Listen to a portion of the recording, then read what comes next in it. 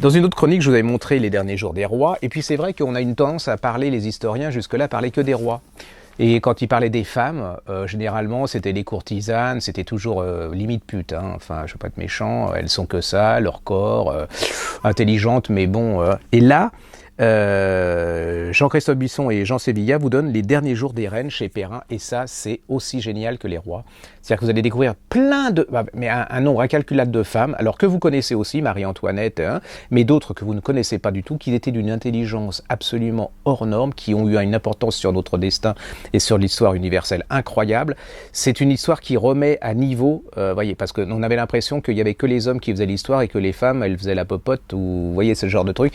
Eh bien, pas du tout. Là, vous allez découvrir des femmes subtiles, politiciennes, politiques, philosophes, amoureuses, intelligentes, enfin tout, c'est dommage qu'on n'en ait plus beaucoup maintenant en ce moment au pouvoir. Ah oui, on a que Cécile Duflot et Ségolène Royal, on peut pas dire que ça soit... Bon, enfin non, non. Mais de l'autre côté c'est pareil, hein, on a Nadine Morano et... Bon, voilà. Alors, donc là, ça vous redonne un peu le moral parce que vous dites peut-être un jour on en retrouvera des superbes comme ça. Ça s'appelle Les Derniers Jours des Reines chez Perrin de Jean-Christophe Buisson.